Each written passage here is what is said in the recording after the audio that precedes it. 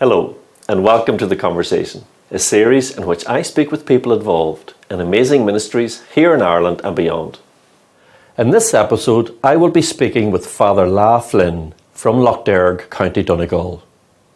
Lough Derg, also known as St Patrick's Purgatory, is a pilgrimage site which dates back to the 5th century, and for 1500 years it's been a place of Christian pilgrimage and prayer.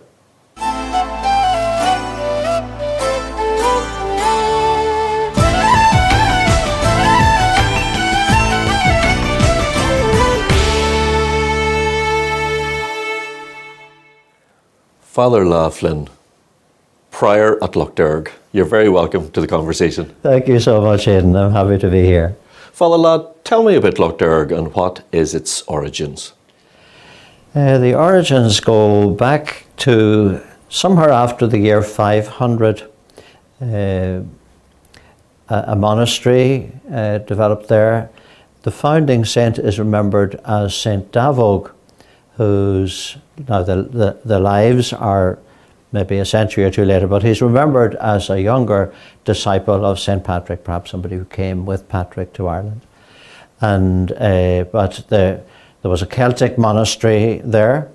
The location is interesting in that it's an out of the way kind of corner. The land around is not very desirable. Some of the strong families in the area were around, so it was a kind of a neutral space between the O'Donnells and the O'Neills and the Maguires, and so and it certainly was used in that Celtic period at times as a sanctuary space and as a reconciliation space when things got tough between the big honchos. It continued as a Celtic monastery until the 12th century. It was a great period of reform in Irish Christian life, and the time when the diocesan system came in. But at that time too, the people like St Malachy and so on were bringing in the vibrant new orders from the continent. The Cistercians came in at that time, and a group that have practically disappeared now, certainly in Ireland, they're not. The Canons Regular of St Augustine, and they became the most numerous family, so they took it on, and they saw it through until about the year 1600, the change of religion, the dissolution of the monasteries and so on. And that period was the period when it became very famous across Europe as St Patrick's Purgatory. The Franciscans saw it through the worst of the penal times until they were practically wiped out by about 1780, and then it came into the care of the Catholic Diocese of Clogher. And although my title, as you say, is Prior, which is a monastic title, I'm a diocesan priest, yeah. And St Patrick's Purgatory, as I know it, Lough Derg is a place of pilgrimage and retreat. And as I was saying, it's commonly known as St Patrick's Purgatory. What essentially does it offer people in the modern day? Yeah, I suppose purgatory is not the language of these times. And interestingly, the very term purgatory and the very concept theologically of purgatory emerged in the 12th century. But the sense of what it offers now is a place of one of the ways we are fond of naming it is a place of deep connection with yourself and with the Lord. And so you come apart, you come away, and again, lots of our pilgrims, it's on an island. I shouldn't take that for granted, okay? It's on an island in a lake, an inland lake, and people often comment to us how the short journey, just about 5 minutes across to the island, that journey across the water sometimes helps, or somehow helps, this sense of moving away and therefore having the chance to connect with what is deeper and what is lasting and what is ultimately more worthwhile, those deeper things, in an age when so many superficial things are continually coming at us, and the algorithms are claiming our attention and sending us on to more. So something about that stepping out. And then when we get in touch with ourselves, the Lord has a chance. And sometimes we talk about, getting in touch with God, but I mean, the Christian view of things is that there is one who is always in touch with us and longs to have our attention. And yeah. And that's very much my own experience of it too, having done Lough Derg a number of times, that often one's life is so busy and it's almost like, sand mixed up with water. It does take some time for it all to settle. Yeah. So I think you very adequately put it when we were talking earlier in the sense that it's an encounter with self, an encounter with God. And an encounter also, if I may say so, an encounter with nature, which is not insignificant. Again, is it, I forget which of the Christian writer was, Augustine, I think, has it somewhere, this idea of, okay, there's the book of the scriptures, but there's also the book of nature.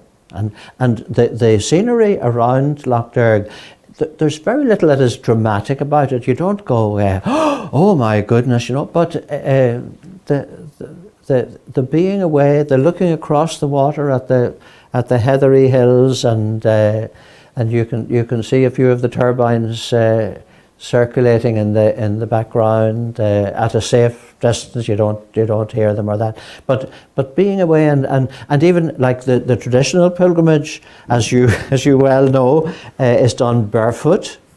And again, pilgrims speak to us about that, about the feel of their feet on the stones, or sometimes it's on the mud, depending on what the supposedly summer weather in Ireland is throwing at us. But there's a connection and a being grounded, literally. And another thing they say to us, people often, very commonly we hear this, they say things like, "Oh, Father, when you take off your shoes, you're all the same." This idea of whether you're a professional or a student or a struggling parent or whatever, when you're there and you're padding around in your bare feet, there's a great sense of that the dignity of a common humanity. That yeah. Indeed, I know many people who are inspired by Lough Derg because of that reason. You just mentioned the beautiful nature of it, the just how removed it is, how tranquil it is. Yeah.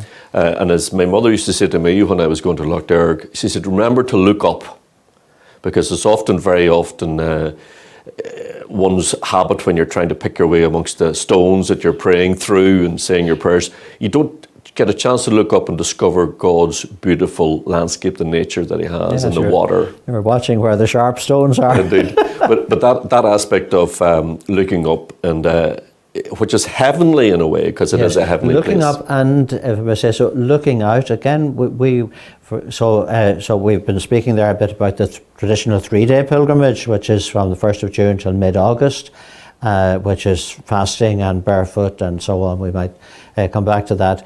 But we also have days of retreat, individual days, and we have more recently a few times a day what we call a quiet day, where we don't run a program, where people can come and just have the space of the envelope, and whether in that setting or even but just the chance to sit and to look out over the water, and to see what you notice. People go to Lough Derg for a number of different reasons, but when you arrive there, there's various really long-standing techniques and practices for just bringing one's down to more of a tranquil level. Yes, and there's something about, so again, just my experience there. Sometimes I'm amused at how some people, fight those and resist those, and when you give up that fight and trust the way it runs, trust the what we call the station prayer, whereas you know so well, you're walking around the remains of the monks' cells, and you're repeating very simple prayers, the Lord's Prayer, the Hail Mary, the Apostles' Creed. That becomes a kind of a background music, and ultimately you can let go in some sense even of the words of the prayer, and who knows what you get in touch with deeper down, and the people that certainly this is my experience, find myself thinking of people. Sometimes I'm saying, well, okay, I kind of offer this little part of the process for a family member, for somebody who comes to mind. But then somebody comes to your mind, but gosh, I haven't thought of that person in ages. So as you say, and another significant part of that is, and again, in the 3-day pilgrimage, there is a 24-hour vigil when you keep vigil and seek to avoid sleep. And while that is a spiritual discipline, and so ultimately we take it on as a form of prayer, and that has an amazing quality to break down some of these things and to let the Spirit of God, again, Newman's famous motto, cor ad cor loquet, our heart speaks to heart, God's heart speaks to our heart, yeah. Father, you mentioned just a moment ago that this island of prayer, that the ruins of the monks' cells are there, and essentially, whilst people call them now beds as such, that one will walk around. Yes. How many centuries has prayer been going on this island? Well, 500 is the year, so that's 16 centuries, I suppose. And even in the Celtic period, already there's plenty of evidence for this in the record, that pilgrimage across the monasteries, and monks on pilgrimage to other monasteries, and people coming to monasteries on pilgrimage. So I mean that's there at the very start of it.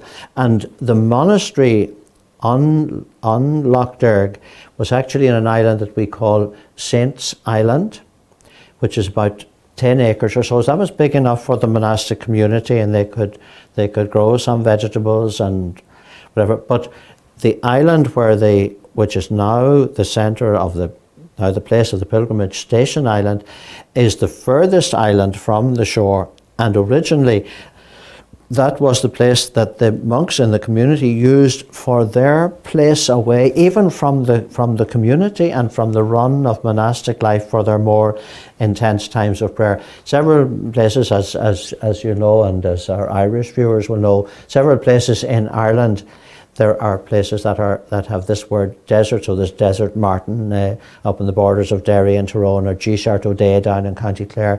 This word G-shirt comes through from the Latin desertum. It's this place apart, and Lough Derg still maintains that, not just for the local monks, but it still remains a place a place apart, and a place where people can find space, as we were saying in our conversation earlier, for the deeper things and the lasting things.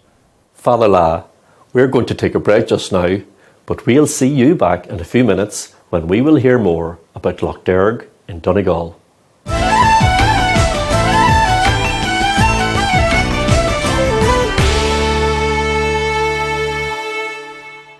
Welcome back to the conversation, where in this episode I'm speaking with Father Lough Flynn from Lough Derg, County Donegal. In part one, we were talking about Lough Derg being a place removed, being a place of retreat where one can have an encounter with self and ultimately an encounter with God. Can you tell us about essentially the main type of retreat pilgrimage that goes on at Lough Derg? So the traditional pilgrimage, we I suppose among ourselves we refer to it as the traditional 3-day pilgrimage.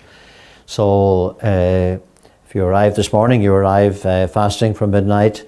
You're on the island in the late morning or early afternoon. You're fasting.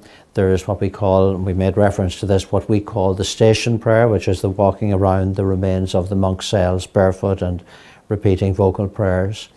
There are liturgical aspects. There's an evening mass. There's a night prayer with exposition and benediction.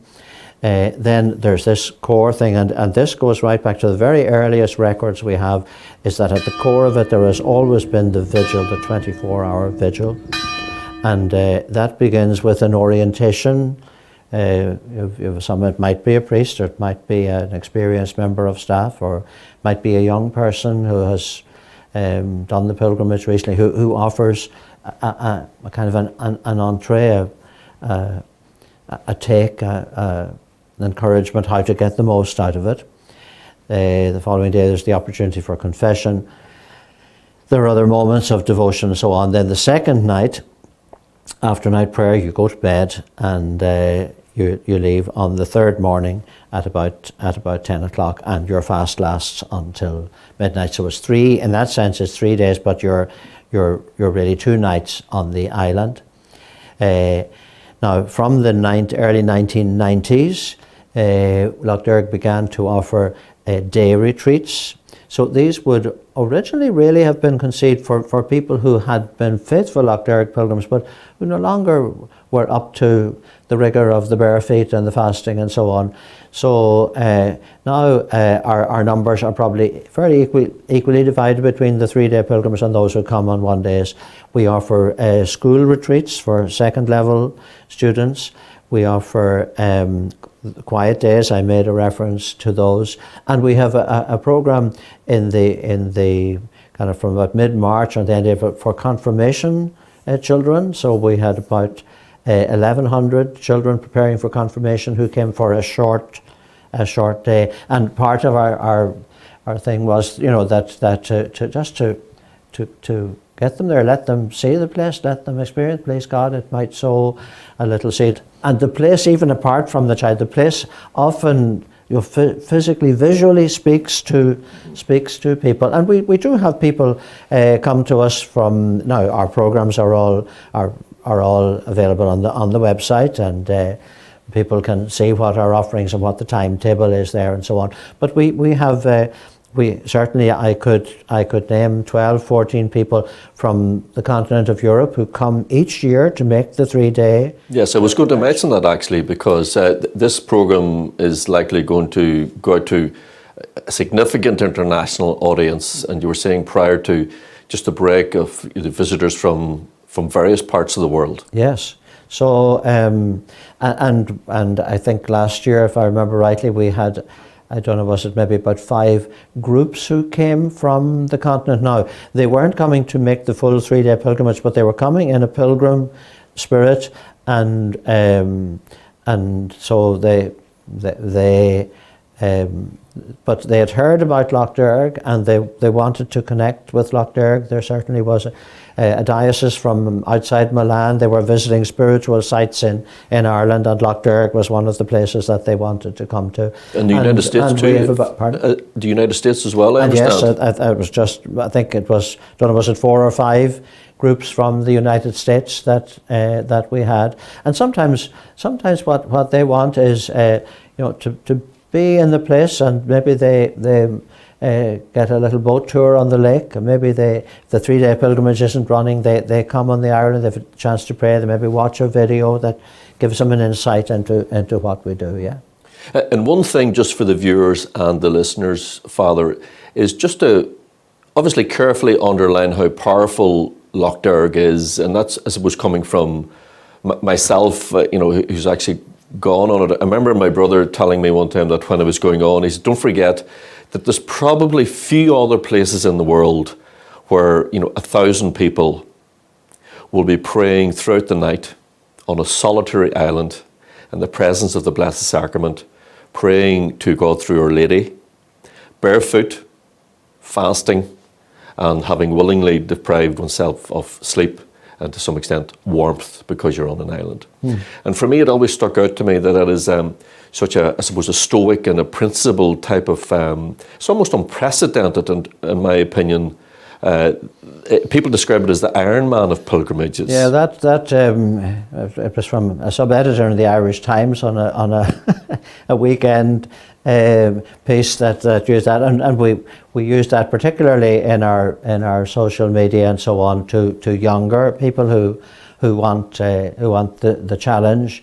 But in the Great Jubilee of the year 2000, one of the ways that we marked it was to publish a book that we called Pilgrims' Tales.